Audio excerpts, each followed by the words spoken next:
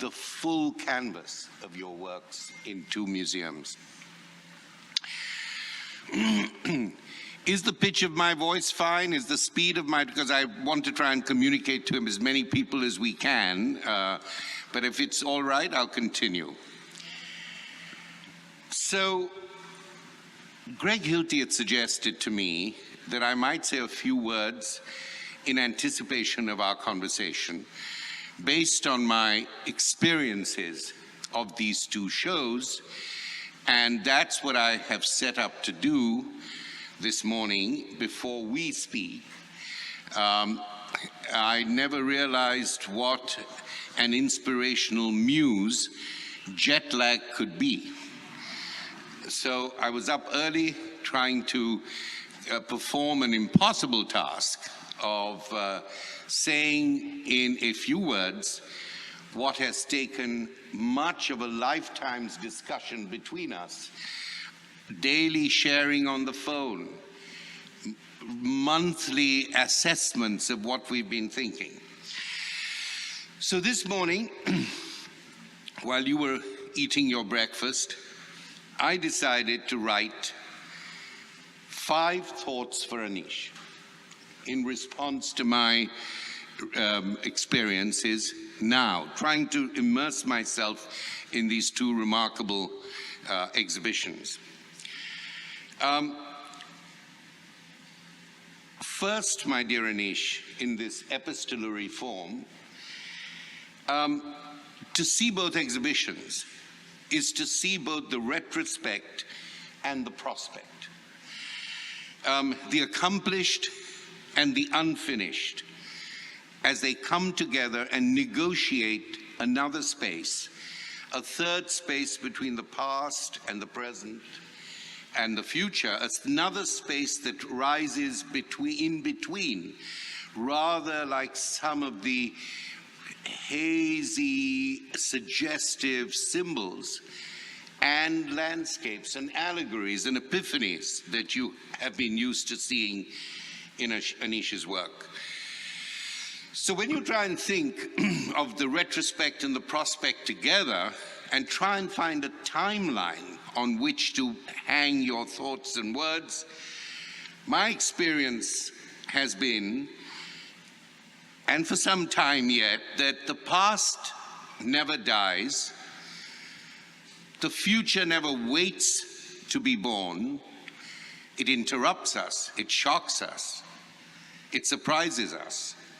And somewhere in the middle of this never diminishing past and this anticipatory future, the work of creativity for the writer, the artist, the architect, the thinker, the dancer, somewhere in that present is the moment of both the greatest intensity of expression, but also the greatest precariousness of what do I do next? Where do I go next? And this is as true, in my belief, of the politics that we are acknowledging at the moment and seeing the devastatory politics which have gone on for a decade.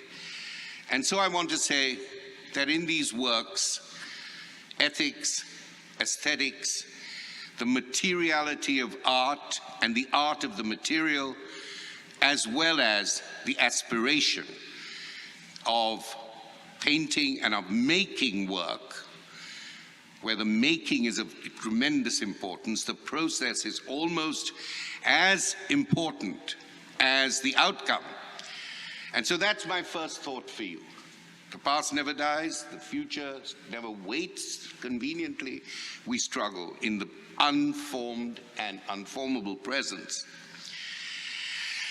Going through the shows, I found a family likeness between the earliest works and some of the latest.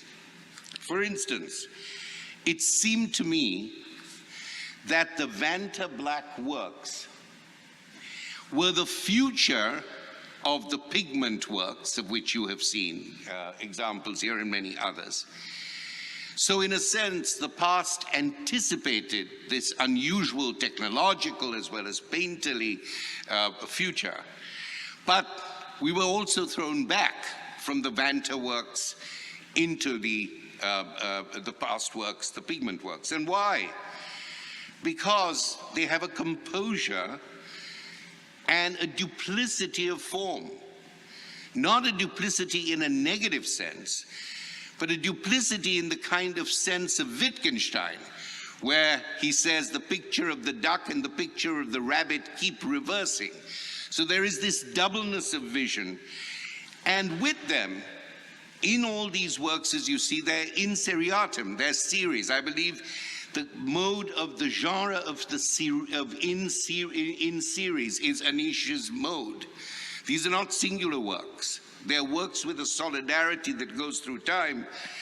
And in this connection, in this family likeness, using, of course, Wittgenstein's term, you see the creation of a vocabulary that has to be translated, as it is in each of those sets of work, a vocabulary that has to be transformed, and it is yet a concise form whose scale widely enlarges the form through the pigmentation, its resonance, and its enlargement, so that the form itself is contained, but the scale outweighs it, and that is part of the skin of the work.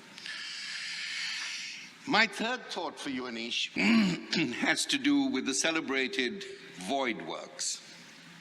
There are architectural stone edifices, thresholds, gateways, and I consider the mirror works also to be void works. They are not simply reflective works, and the things that people enjoy sometimes standing in front of them and seeing their distorted images as if they were in a circus is not the issue there. The issue in the void works is, in my view, and I've written about this, quite simply, that a void work is not an empty work. A void work contains, sometimes through its pigmentation, at other times through the light that you can barely see a sliver of, the void work sets in its crevices, sets the mind on a journey of the precariousness of survival. Should I follow the artist? Should I think here? Will I see something in the dark, or will I be looking into a glass darkly at myself? The void works have that depth, but they are and as they change your sense, not of your identity, not even of your viewing, but of your embodiment. Who am I when I stand here? What am I when I stand here? Not just who am I, what am I? And so I believe the void works create this kind of mise en scène where there is contortion, there is distortion, there is spatial distancing, and in the middle of all that is that turbulent present that I talked about, the timeline that the past never dies and the future does not wait to be born, and we struggle in the in-between, in the interstices. Now, the beauty of showing these works here in the Accademia seems to me to be fortuitous and remarkable, because it is in this museum that one of my great favorite works of Bellini, the Madonna of the Little Trees, sits and has sat for centuries. And remember that work. Remember the emptiness and the fullness at the same time in the eyes of the Madonna, who always looks sideways, who cannot look at the child God who is life and death, birth and dying in one and the same place. This is the love of the mother. As you know, the mother is an important recurrent symbol in your work, dear Anish. But in this moment, this oblique moment, this moment where I believe in the void works, you don't look at them face to face. You look at them from a side as you walk past, as you slip through the taint of the silver. This is the anamorphic gaze. This is the gaze of death that you see in the middle of life as you walk past and you see the death head, the skull in a distorted shape, rather like in Holbein's The Ambassadors. There's the great vanity of the ambassadors, and then as you walk past, there's something that looks to me always like a French baguette, but in fact, it's the skull at a distorted angle. So I believe in the void works, we have this anamorphic moment of the sudden, unexpected moment, not only of death, not the extinction of life, but dying as a form of survival, dying to be born again, dying for a historical moment to be changed, dying in an ethical challenge to both the artist's vision and the historical moment that you exist in. And finally, as I come to the end, is my fourth category, the great, what I call the great red works of flayed and stayed and staying, not stayed as being boring, but stayed as remaining, as resisting violence. And you see this in Swayambh, you see this in Marsyas. I'll refer to it in my conclusion as I conclude in a moment. But you also see it in the faint or missable gash, the red gash of the doubting of St. Thomas, the witness of in Thomas. Again, that moment of voidness, that gash into the wall, which actually allows you to ask, is there an epiphany there? Is there doubt there? How should I stand in relation to the gash? What is my survival without doubt? And if I doubt, how do I survive? How do I exist? And here I believe Anish takes up the challenge of and the invitation of T.S. Eliot, the great poet, who writes, "Only there is shadow under this red rock. Come in under the shadow of this red rock, and I will show you something different from either your shadow at morning striding behind you, or your shadow at evening rising to meet you. I will show you fear in a handful of dust." Anish's recent paintings reveal a genealogical link to these earlier monumental deep wax works that began in 2003.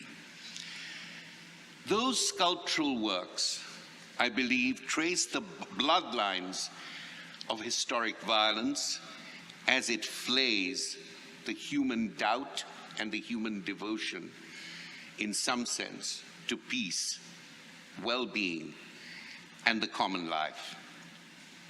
But these paintings explore a mythic response to death, encountered not only, as I said, in extinction, but in the risk to everyday living. A man died in 8.49 minutes, a black man died in 8.49 to 9 minutes on a street in Minneapolis, and his image was repeated, repainted on murals from everywhere, to Sri Lanka, to Berlin, to Iraq.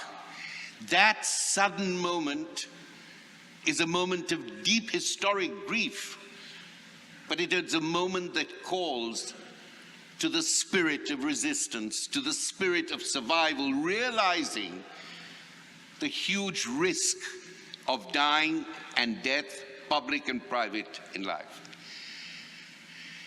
The iconic work in these series, I think, is the one called Why Stick in 2021, of these new paintings. And this figure of the prophet, or some body of being, I say particularly some body of being, hanging onto a stick, burdened with what I call the precarity of death and life. And of course, prophets have to die to be prophets. It is only when their words are recalled after they die that they become prophets. And I think this is an ongoing allegorical theme. A theme, Anish has called it, of a certain melodrama in these recent paintings, where you arrive at the end, reconciled not to death, but the prophetic figures have to throw their burden on the stick, and the circumstances of these works and of Anish's career, I believe, are different. The circumstances of the 2000 works and the current painting works, but in their overwrought sense of wanting to desperately communicate not the image of anxiety, but anxiety itself, not the image of passion, but passion itself, makes these works forms of reading and experience that we need to actually develop. But I hope I have sketched a certain genealogy, a certain lineage of these works to place them within the larger vocabulary. And I believe in these works, in these paintings, we are negotiating the obscurity and risk of everyday life, one extreme of which is death, and the other extreme of which is everyday quotidian survival. Death in this sense is not the arrest of life. Death is the testing ground of the risks we are willing to take for the artist, for the individual, for the government, for the historical moment. The risk we're willing to take when we understand with Heidegger that the psychology of dying gives us information about the living that is involved in the process of dying and risk. Dying as living as an intimate form, and dying as living as a public form, shown on the walls both of the Accademia and the Manfred. Those are my 5 thoughts for you, Anish, for this morning. Thank you.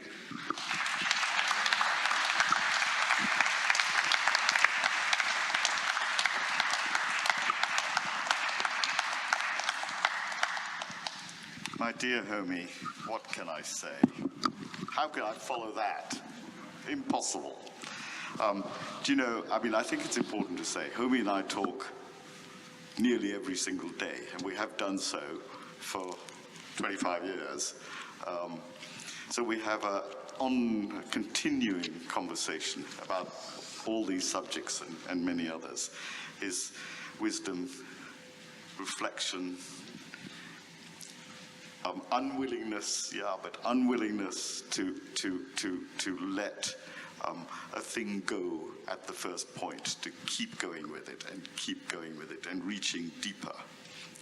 So I think that's very, very important. But what the hell do I say next? I want to ask you something. Go on. Can say. So Anish, you've done much of your work. Use your I'm so sorry. I'm so sorry. Is it all right? Can you hear? Now, I do have something for you as a way to start off from these 5 thoughts. You have done much of your work standing. We once wrote a little book about that, about working, standing and working in the studio.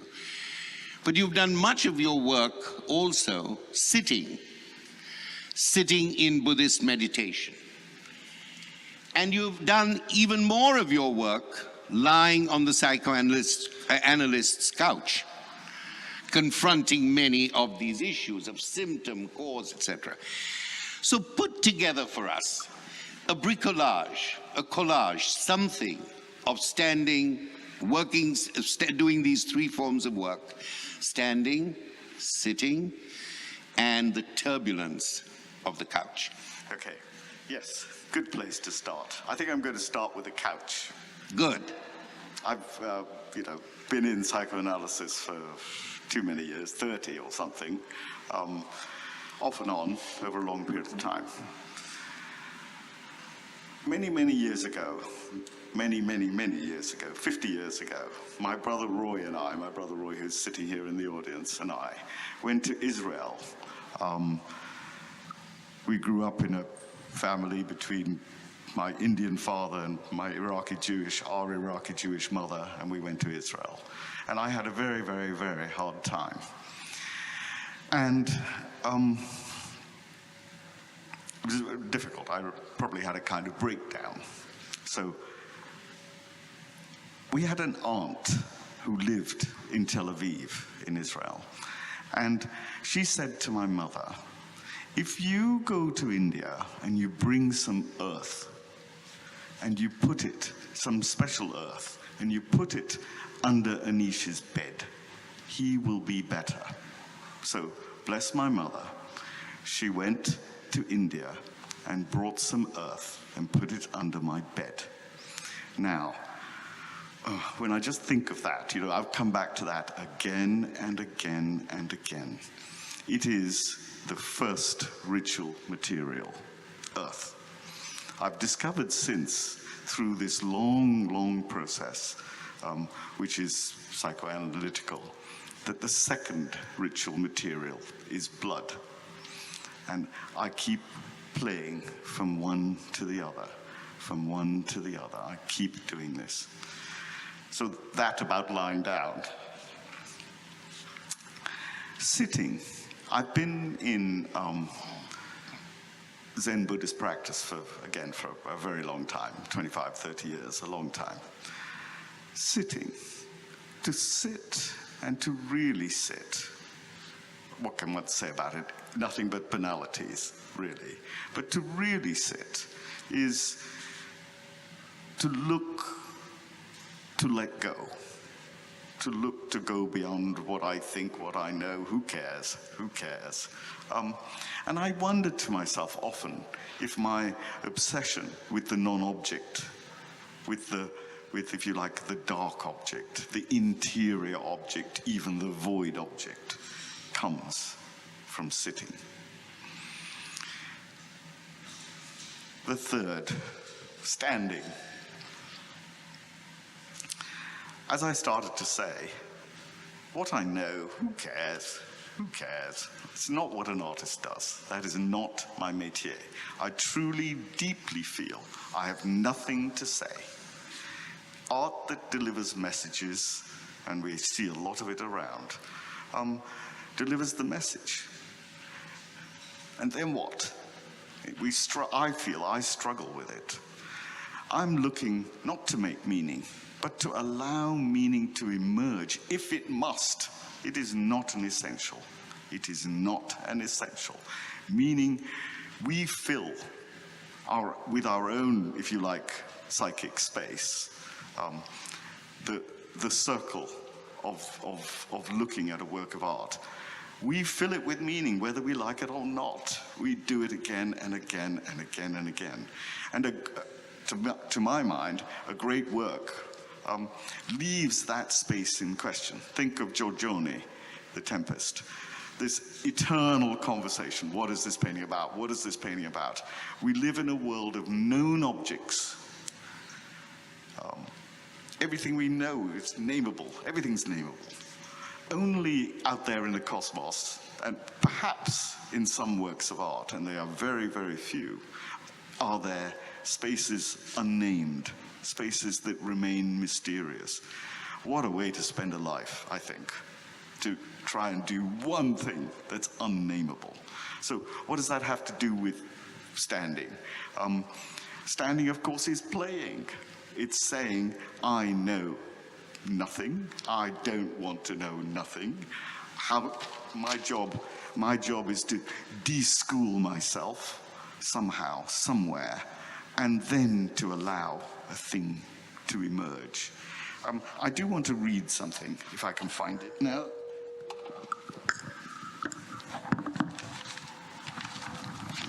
Now that I've dropped everything on the floor. Yes. This is Levinas, if I may, my dear Homi, just briefly. When the form of things are dissolved in the night, the darkness of the night, which is neither an object nor the quality of an object, invades like a presence. The night where we are riven to it, we are not dealing with anything. But this nothing is not that of pure nothingness. There is no longer this or that. There is no something. But in this universal absence, in this universal absence is in its turn a presence, an absolutely unavoidable presence. It is not the dialectical counterpart of absence, and we do not grasp it through a thought. It is immediately there. There is no discourse. Nothing responds to us but this silence. The voice of this silence is understood and frightens like the silence of those infinite spaces Pascal speaks of. There is in general, without it mattering what there is, without our being able to fix a substantive to this term, there is an impersonal form, like it rains or it is warm. Its anonymity is essential.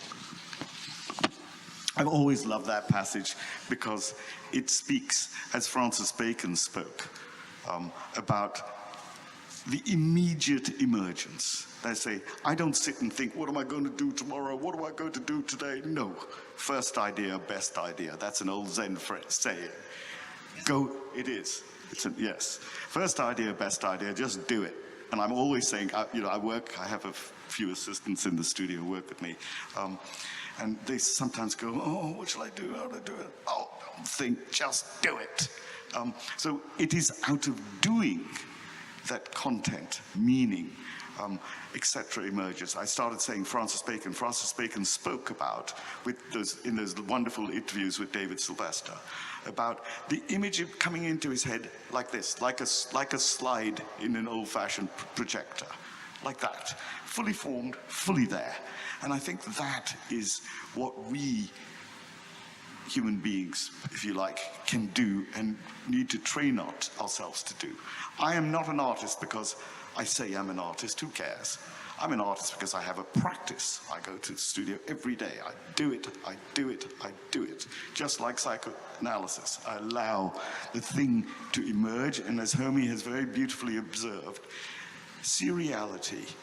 Do one thing, then do another one, and it's only another one, and they're all relatively similar to each other. But out of that, something happens, something we hope. Or is it rubbish? What idiocy? Idiocy is good too, though.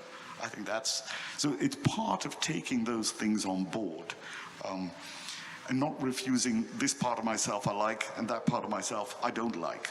No, let's have it all. Good, bad, and the ugly. I have a great T-shirt which says, good, bad, and the ugly. Sergio Leone, thank you. So, under the red rock, from which you've just been speaking, of my three questions, sitting, standing,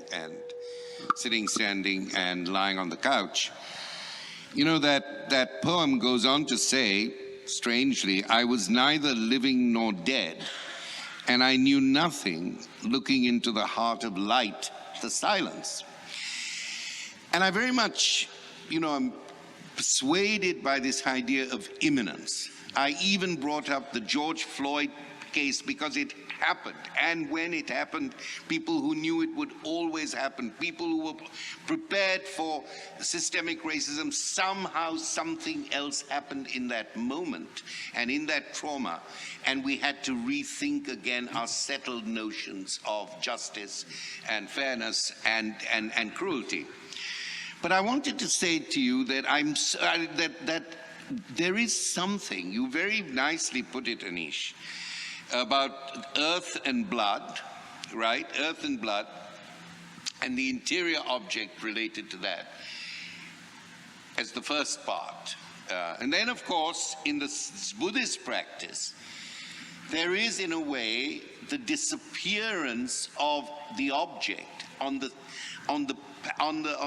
limit of what is inside and outside. And that's what some of the mirror works do, and I think that's what some of the anxieties in the new paintings do. They place you at that point of visceral, both visceral and visual, and that kind of dynamic. But in all of these moments, I do want you to think about risk. When you say, I want everything, you risk everything. So I think that risk and the understanding of risk as standing in the eyes of the Madonna. She holds her child. Her eyes are averted. The anamorphosis is both the representation of the risk of the death and birth at the same place, what she can see and what she must not allow herself to see. And between those two things, there is the risk of making. Talk to us about the riskiness of the artist. You have risked a lot. Sometimes the space that you create, people identify with. They make the meaning.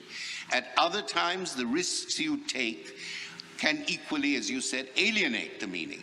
So I don't want you to think about the effects of risk, but I want you to talk to us about the risks you have taken in making these transitions. So is this a bad question? No, as ever, Homi, bloody difficult question. Yeah, but I mean, risk, of course, is on the face of it the métier. That's what we do. Increasingly difficult in an age when, in all the arts, formal territories have been transgressed at every level. And you can, you know, in a way, make anything and everything. So say more about that. That's very interesting. Yeah.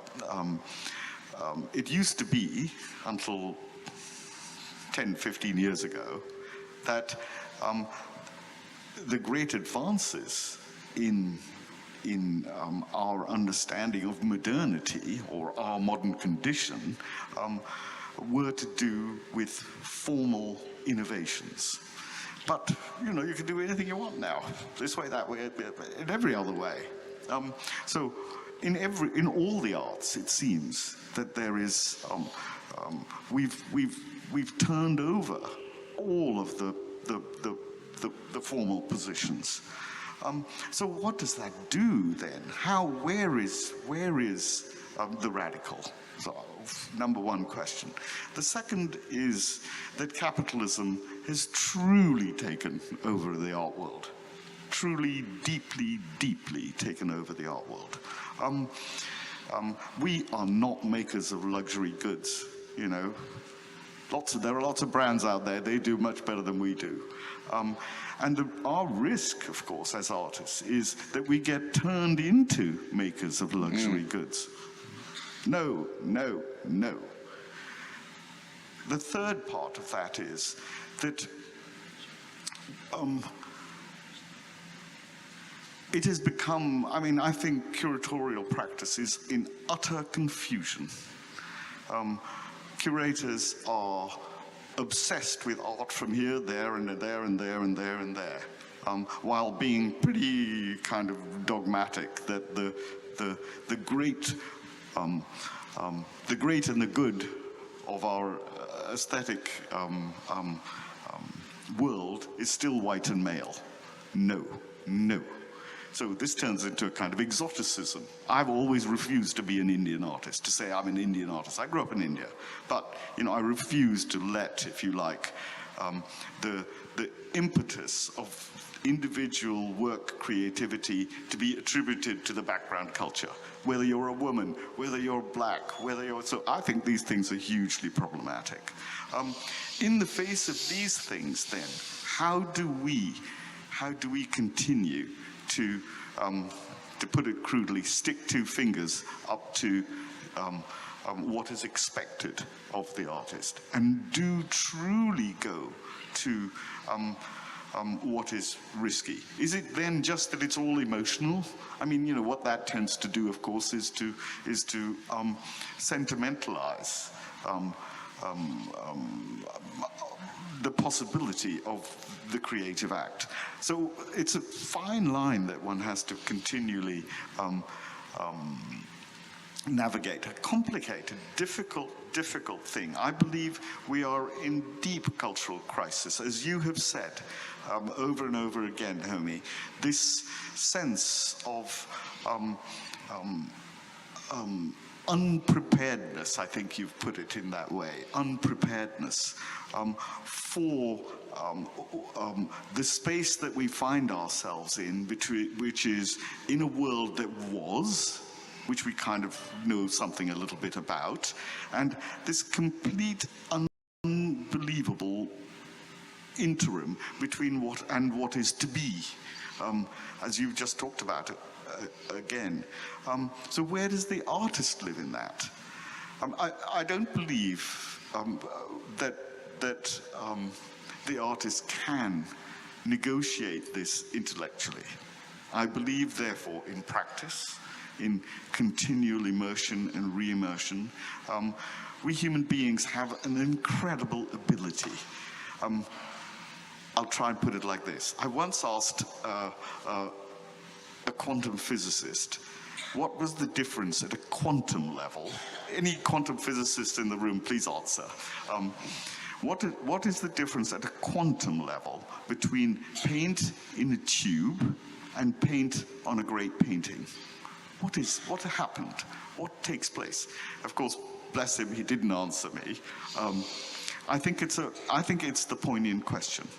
My sense is that we human beings, in this thing we do, it's alchemical, of course. It's what we do when we cook food. You mix this, that, and the other, and make a third thing that isn't either of those two things or three things that were mixed.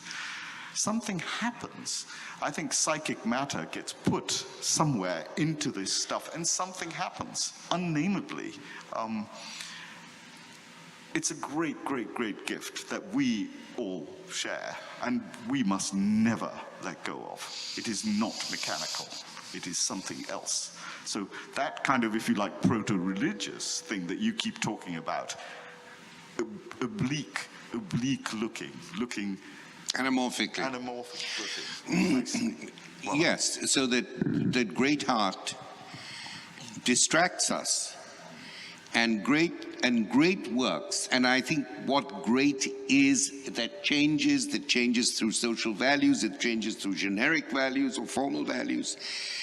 But I always think to myself, the great work has an enormous presence, but it also establishes a presence to forget in some way its presence. And it is that's why you can describe a painting quite fully in your head. You can listen to a late Beethoven sonata, but when you actually see those things, you are reminded of them as if you didn't know them. And this is one of the leitmotifs of my work. What does it mean? Why does greatness make you forget only to remember again and render again? I wanted to go back to something I think you said about the curatorial and about genre and geography. So one of the ways in which we restore magic, right? We restore magic is to bring in works that have been shrouded in their history, to bring in artists who have not been heard of, to bring in practices that have not happened. And I'm interested in the way in which you think the art world, without fetishizing or making voyeuristic these things, because, you know, as you said, the art market and the art world are kissing cousins.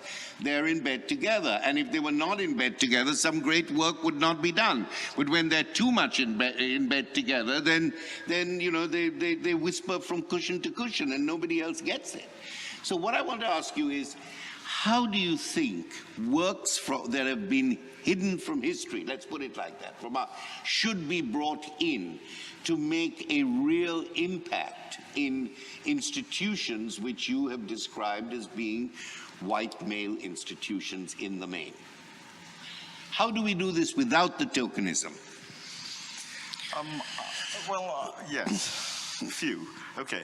I think it has to start with artists perhaps refusing to play the game in the way that it's, I know I'm speaking the almost impossible, but to refusing to play the game in the way it's stated. if you want to collect my work, collect it properly. I won't let you show one work. As MoMA, if you go to, sorry, forgive me, MoMA, but you go to the rehang, and there's one artist from there, all hung next to each other like a Victorian picture gallery. Awful, and they're from all over the world. And then, of course, the big rooms.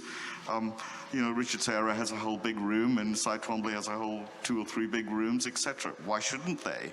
But it just reestablishes this kind of process. So we've got to think in a different way. And you're right, Homi. We've got to be able to bring things in to the institutional project. But we've got to be able to do it, I say, remembering that our mission is aesthetic, poetic, and not just, if you like, politically correct. Take the risk to say, so-and-so's a good artist, he's got to have five rooms. Get it wrong, so what? Get it wrong. At least take the risk and do it with dignity. I believe that's an essential. And the more we forget and the more we go with, oh yeah, that's interesting because it's made by a woman. No. With all love and respect for women. For women, no question. But you understand, it doesn't do her service. It doesn't do anyone's service. I think we need to have the courage to have aesthetic conviction. Yes, aesthetic conviction is absolutely right. Anish, I am guilty as charged. First of all, I was part of a certain rethinking at MoMA.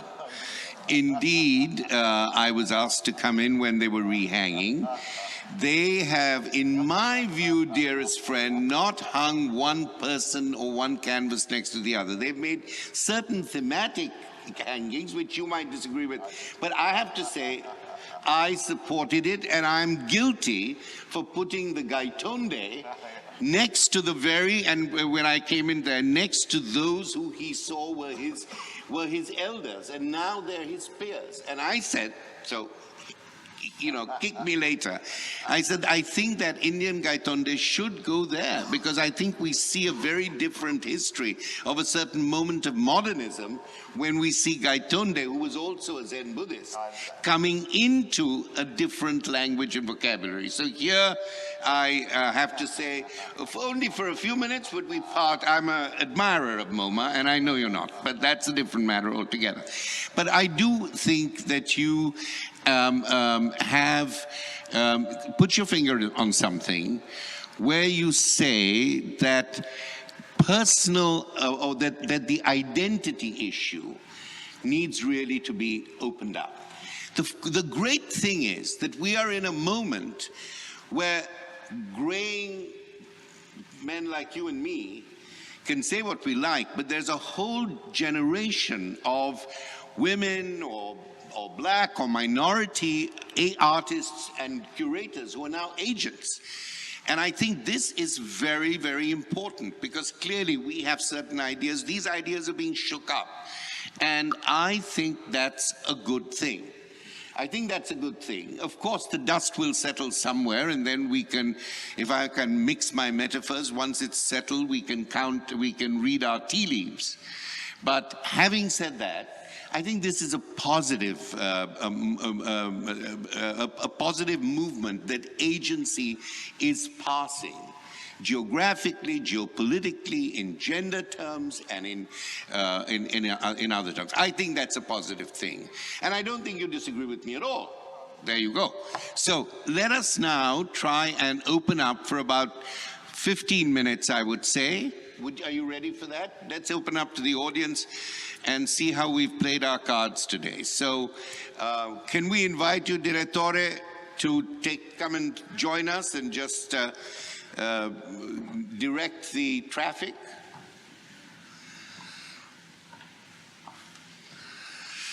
Thank you, darling. Hello, thank you. I want to ask a question about blood. According to our religion... About what, sorry? Blood. Blood. According to our religion, the soul lies in the blood. Therefore, we are not allowed to eat it. I see in your drawing so much of it. Why? What's going on in your head? What's his religion? Please. What is your religion, sir? Our religion. What is our religion? Same as his. Sorry? Same as his. What? Same as Anish's. We know. Jewish. Jewish. Okay. Thank you. Yeah. So, it's a beautiful question. I've got to say, a beautiful question. And a complicated question. My adventure has taken me to the idea that the object itself is not described amply by its physical presence, by its physical makings. As Heidegger pointed out, the interior is bigger. And I think he did that very, very beautifully. You know, the interior of a container. As I close my eyes, I know that the interior is bigger than this thing that describes me. Part of the, if you like, so I've explored that, you know, as best I can through void objects, through perhaps some of those black works, etc., etc., etc. Looking into the interior, you can't help but come across, what is there? Blood, meat, all the visceral stuff that is our makeup. So I've kind of felt that it is essential. So that's one side of the story. As I said, there are two ritual materials, at least according there are more than them, but for my practice, there are two ritual materials: blood and earth. I want you to think for a second about Jackson Pollock painting on the ground. You know, he's doing this thing incredibly beautifully. And what is he doing? What is he painting with? We call it paint, but actually, I believe it's blood and semen, blood and body, blood and the stuff of body. And then what does he do? He does this. He, of course, lived in a different age from us, but I say this is a ritual act, deeply ritual act. He then takes it and makes a fundamental transformation. He puts it on the wall. And what happens then? When we look at them, the good ones are cosmic. They're never about the earth or blood or anything of the kind. So he does, in this act of pictorializing, if you like, he turns body into soul. He turns them into a cosmic kind of landscape. Wow. Isn't that what art was always after? And I think so that, if you like, is the greatness of, and the link for me between what's happening, you know, around us in this great institution, is this constant link between body and its ephemeral matters, its ritualistic ephemeral matters, and the way we touch them is through, I'm going to say, through acts of blood, because I don't think, for me anyway, it's not possible otherwise. One more thought. Freud wrote very, very beautifully in a book, Monotheism, Moses and Monotheism. Read it if you haven't. It's late Freud, written beautifully. In it, he proposes, first of all, that Moses was an Egyptian, which is truly bizarre and, you know, wonderful in many ways. So cross-cultural exchange, if you like. He proposes also that monotheism is an Egyptian idea, which I well, there are problems with it, but anyway, interesting. And then he talks later in the essay about the way that Moses himself was ritually killed, was ritually murdered, so that the new religion, Judaism, could be properly implanted in the population. So, if you like, ritual murder as origin. I think that's the most compelling and most powerful idea, because we do it again and again and again. As Homi's been saying, violence sits with us. We tame it and call it the law and call it whatever else. But look at what's happening all over the world today. Violence emerging in obvious ways and in less obvious ways. So I feel it is an essential, blood is essential. I don't want to drink it particularly, but there are those who do, and that's their practice. But yes. Anish, just one thing here. Of course, and the death of Moses to start the new religion is also part of the idea of the totem and the taboo. Correct. We need to get rid of our fathers in order to have generational change, exogamous marriages, and so on and so forth. I just want to say something which is political and not aesthetic at this point.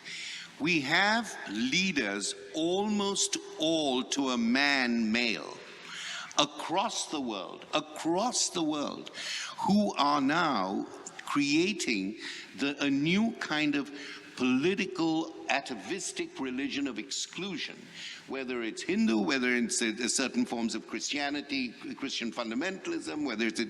So it strikes me that there is something about the totemic father who is still at the moment, after about a decade, not being able to get the daughters and sons really to overturn him. So it's an interesting thought about the totem. Absolutely. One might say that ethno-nationalism, which is what it can be called, is also identity of blood. It is identity of ideology. Ideology and blood. Okay, yeah. But blood can be put there. I do want to say one other thing about blood. It's red, and it has this curious quality of being liquid and solid. Red, for me, has been part of my work for a very, very long time. I keep coming back to it. It's a constant from the very beginning. But the history in the history of color, Goethe and onwards, has for the most part been the history of color and light. My little adventure has taken me to color and darkness. Red does a particular kind of darkness that is so fundamental for me. It is, as I say, a color of the earth. It flows downwards, like black, color of the earth. You can focus on it, your eyes can see it. Unlike blue, certain kinds of blue, particularly very dark blue, which I've used a lot, which you can't see, you can't focus on. But red makes a darkness that I suggest is blacker, darker than the darkness of black or blue. And this is because we don't see color just with our eyes. We see it psychologically. We see it, if you like, psychically, inwardly. It's full of danger. And I think that is something that gives, or can give, trepidation and the Kantian idea that the sublime is a place of terror is, I think, pertinent. Another question. Please. So I have a question about black. So what does black represent, in particular this total blackness that you have in the last works? What does it represent for you? I mean, is it about the color or the absence of color? Is it about matter or the absence of matter? Let me try this. So here we are, you know, in these amazing galleries with incredible art. Almost all of it does one fundamental thing. It gives appearance to objects. Paint is used to make things appear. My mission for however I got there, is exactly the opposite. It's to say that it's about the disillusion of objects. I'm going to suggest that there were at least two great innovations in the Renaissance, wherever they came from, and that's another conversation. One, of course, is perspective, which places the human being at the center and has the world converge in the big distance. And the other, which I believe is just as important, is the fold, the fabric. All the great Renaissance paintings have endless, yes, like this, here, endless folds like this.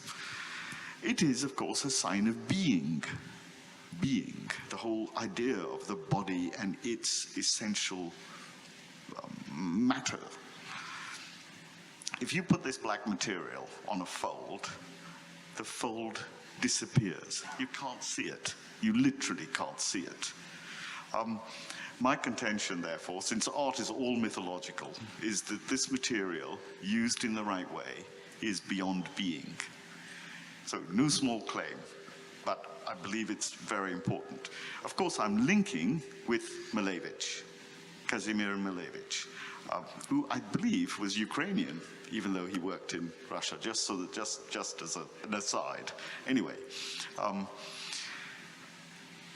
so Malevich had the idea when he made the black square that, first of all, this is an icon. He's right. And the second is that he... do you need something? No. Oh. No. Be careful of the painting behind you, I think, sorry. And the second is that the black object is a four-dimensional object. That is to say, 3 dimensions we know, and the other one being suprematist. Suprematist either, i.e. spiritualist, or spiritual, if you like, in somewhere else. So concurring, if you like, with my proposition about being and not being. So these, of course, all art is illusionistic. We can't help but, you know, that's the game that artists play. And I'm very happy to sit where I sit comfortably with the idea it's a trick, but isn't all art fiction? And isn't fiction, if you like, a holder of deeper truth than apparently this thing we apparently call real? Can I just add a couple of things here? It seems gold also has that quality of blackness.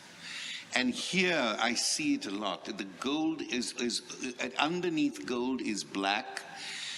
And the other thing I noticed when I was here a month ago and walking around is you've talked absolutely about the folds, but in a way the humanism of Renaissance art is so much in the hands.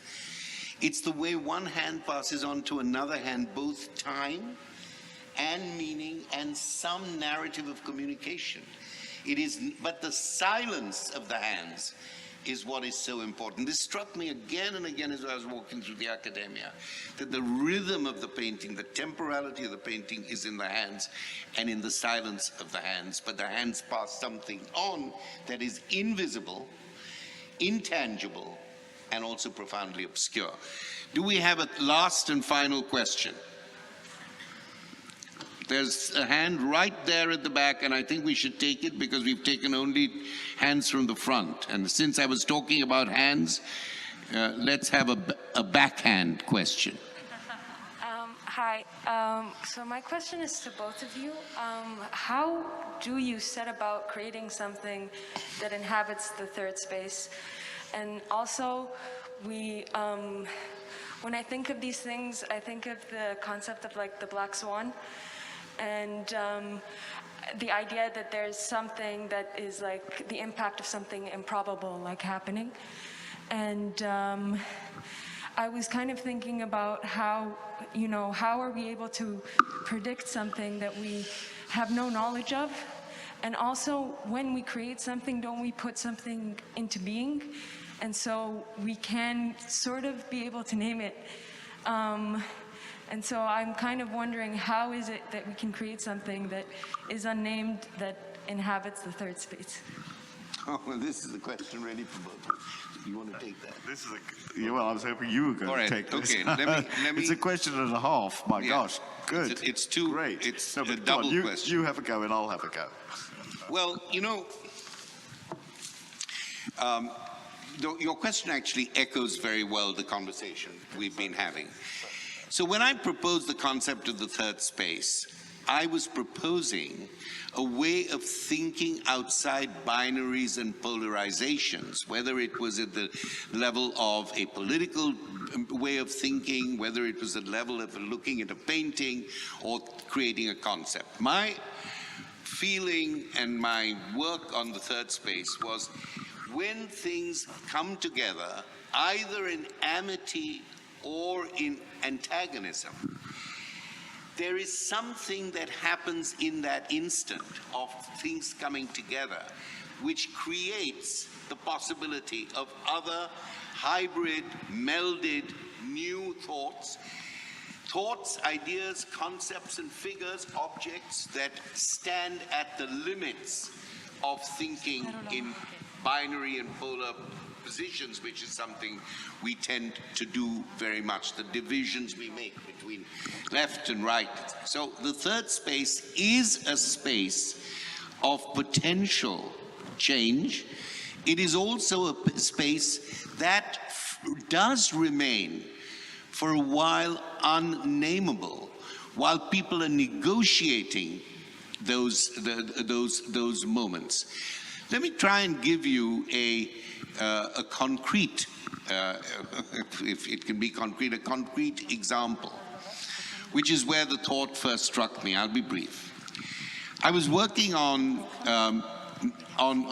conversion narratives in India, in the north of India in the 18th century. And the government, the British government and the missionary movements were very keen to get colonials to convert so that they could talk about the success both of Christianity and the English rule, that they had really legitimized themselves. And this man called Anand Masi takes a Bible and goes into the fields and talks to the peasants again and again and says, you know, we've given you medical help and we've done this and we've done that. The Hindu pundits don't give you the Bible. We've given you their sacred book. We've distributed Bibles in the market. You know, this is our faith. When will you convert? And the answer was, we love you, our British masters. We thank you for the hospitals and the schools you've set up. But you know, this book, we can never actually follow your book because it is written by meat eaters. We need a vegetarian Bible. The impossibility and imaginative purchase of opening up a third space and putting something there which is politically very resonant and resistant, and yet is conceptually very, very interesting. And I've since then talked to people who've been, say, in Israeli and Palestinian negotiations from the Palestinian side.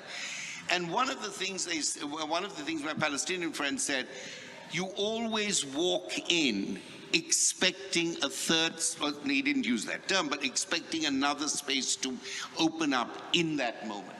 And I think when Anish talked, I don't want to talk about you, but for you, but when Anish talked, and we both talked about this imminent thing that emerges, which you very often can feel. You can feel the concept, you feel the concept, but you may not be able to name it immediately.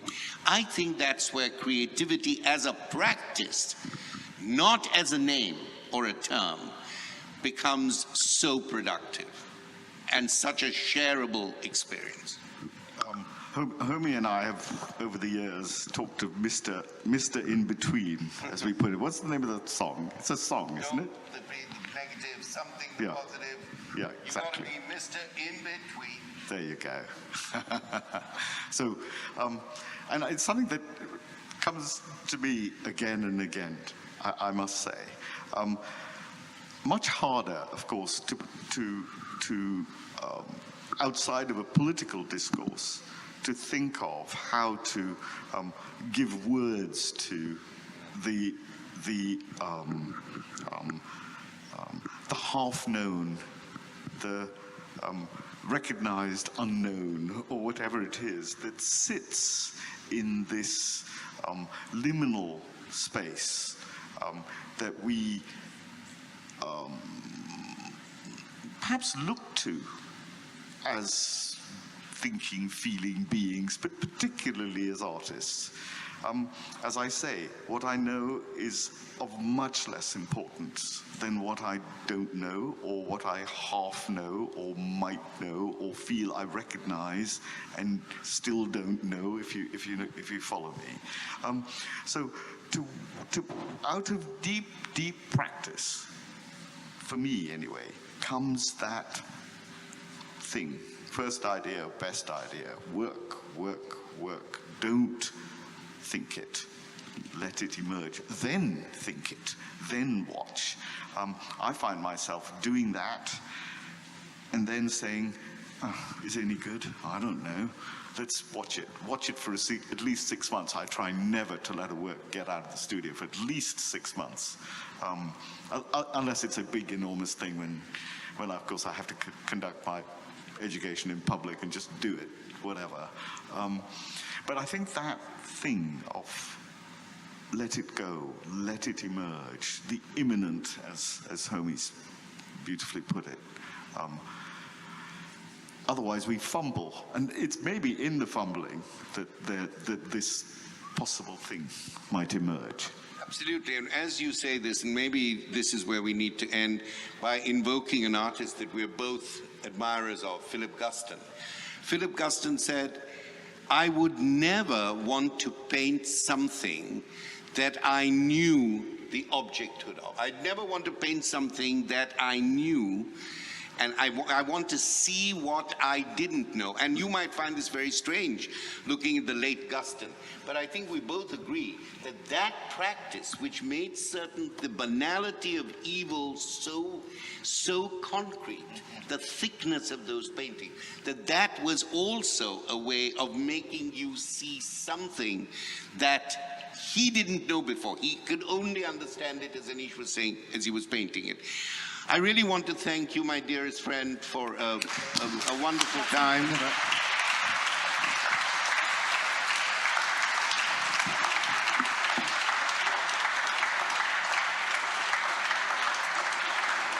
I want to thank you, my dear Homi, darling. I want to thank the director of the Academia. Thank you, sir, for your generosity. Thank you, Giulio. Thank you. And I want to thank Listen Gallery for bringing us here today. Greg, thank you very much. Thanks Greg. a lot. And thank you all for being with us. Thank you so much. Thank you. Thank you.